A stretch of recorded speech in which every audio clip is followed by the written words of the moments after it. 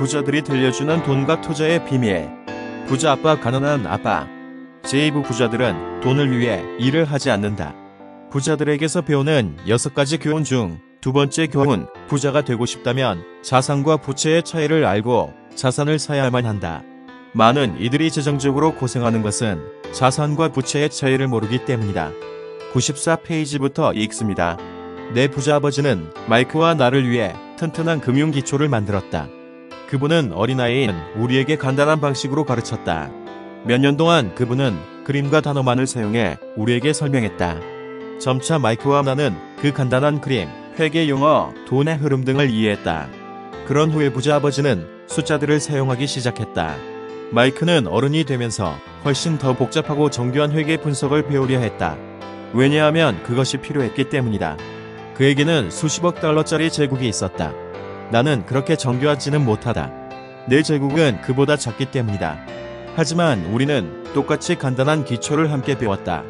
이제 나는 마이크의 아버지가 만든 그 간단한 그림들을 여러분에게 소개하겠다. 그 그림들은 간단한 것이지만 두 꼬마가 튼튼하고 깊은 초석 위에 커다란 재산을 쌓도록 도와주었다. 첫 번째로, 먼저 자산과 부채의 차이를 알고 자산을 사야만 한다. 부자가 되고 싶다면 이것만 알면 된다. 이것이 첫 번째 규칙이다. 그리고 유일한 규칙이다. 어쩌면 너무 단순한 것일 수도 있다. 하지만 대부분의 사람들은 이 규칙의 깊이를 전혀 모른다. 많은 이들이 재정적으로 고생하는 것은 자산과 부채의 차이를 모르기 때문이다. 부자들은 자산을 획득한다. 반면에 가난한 사람들과 중산층 사람들은 부채를 획득하지. 하지만 그들은 그것이 자산이라고 생각한다. 부자 아버지가 마이크와 나에게 이것을 설명했을 때 우리는 그분이 우리를 놀린다고 생각했다. 이제 막 10대가 되려는 소년들로 부자가 되는 비결을 배우려 하는 우리에게 부자 아버지는 그런 답을 제시했다. 그것은 너무나도 간단했다. 그래서 우리는 오랫동안 그것을 생각해야만 했다. 자산이 뭔데요? 마이크가 말했다. 지금은 걱정할 필요가 없다. 부자 아버지가 말했다.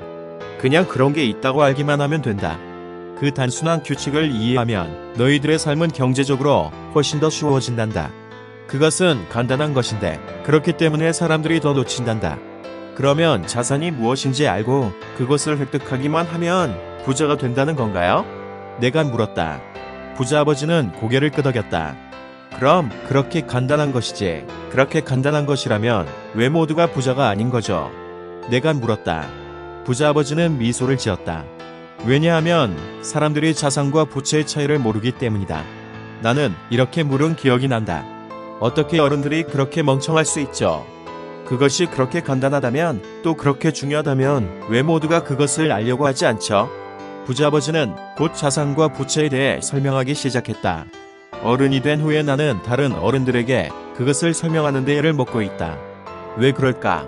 그 이유는 어른들은 아이들보다 더 똑똑하기 때문이다. 대개의 경우 간단한 개념이 어른들은 아이들보다 더 똑똑하기 때문이다.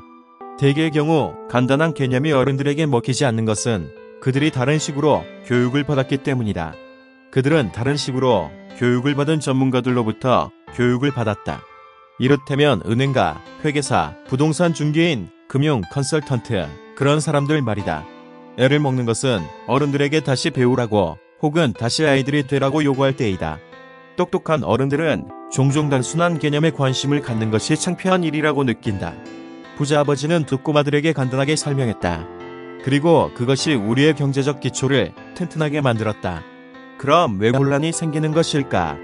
혹은 그렇게도 간단한 것이 어떻게 헷갈리게 되는 것일까?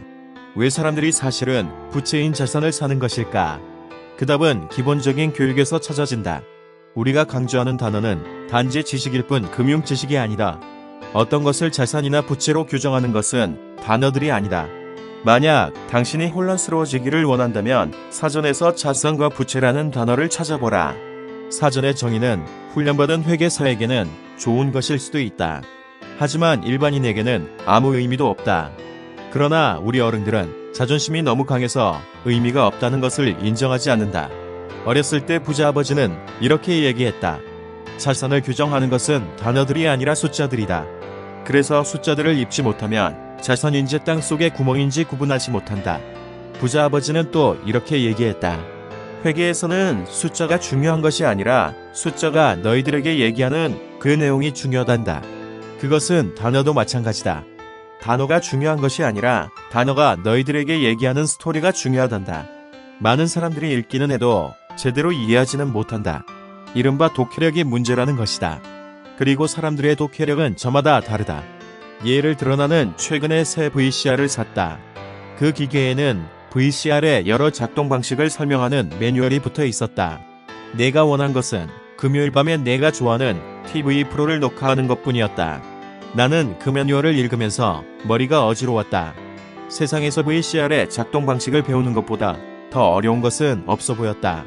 나는 단어들은 읽을 수 있었지만 아무것도 이해하지 못했다. 나는 단어들을 단순히 인식하는 데는 A를 받았지만 그것들을 이해하는 데는 F를 받았다. 94페이지부터 96페이지까지 읽어드렸습니다. 강남부저 따라잡기 R&D 재테크 투자 연구소 제공. 감사합니다.